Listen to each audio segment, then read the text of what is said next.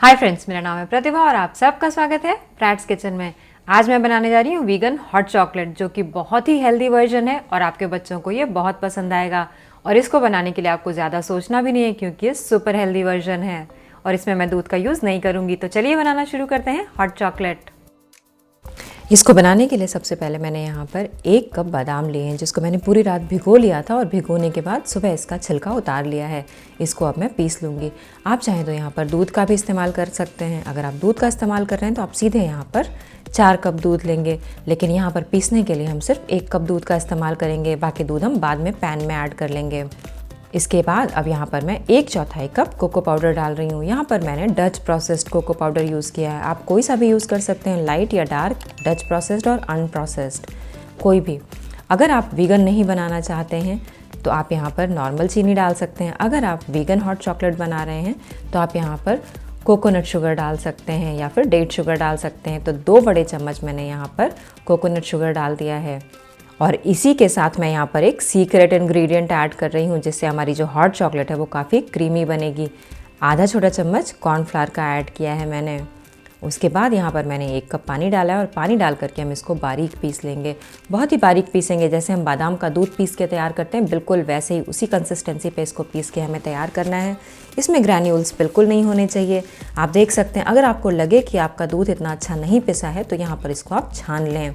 ये देखिए कितना बढ़िया पिस करके बादाम का दूध यहाँ पर तैयार हो गया है। बिल्कुल ऐसा ही हमें चाहिए, बिल्कुल भी ग्रेनी नहीं चाहिए हमें यहाँ पर, वरना पीते समय हमें हॉट चॉकलेट ग्रेनी महसूस होगा मुंह के अंदर, उसका माउथ फील अच्छा नहीं आएगा।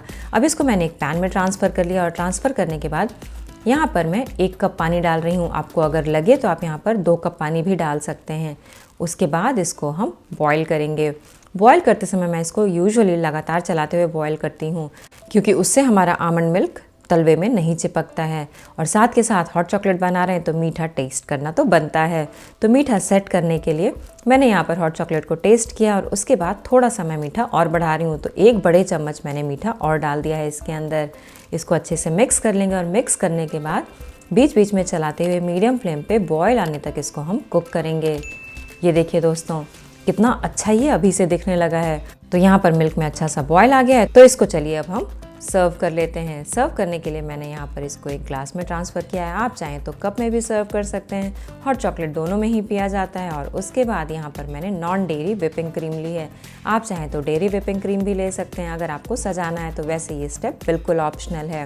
और उसको ऐसे अच्छे से गार्निश करके इस पर थोड़ा सा चॉकलेट स्प्रिंकल कर दें। हॉट चॉकलेट तैयार है पीने और पिलाने के लिए। चलिए अब हम अपने हॉट चॉकलेट को टेस्ट कर लेते हैं। आप देख ही सकते हैं कितना ज़्यादा यमी बना है ये।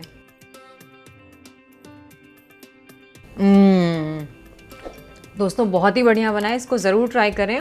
और ये रेसिपी अगर आपको पसंद आई हो तो लाइक, कमेंट, शेयर और सब्सक्राइब करना बिल्कुल ना भूलें। फिर मिलेंगे एक नई रेसिपी के साथ प्रैट्स किचन में।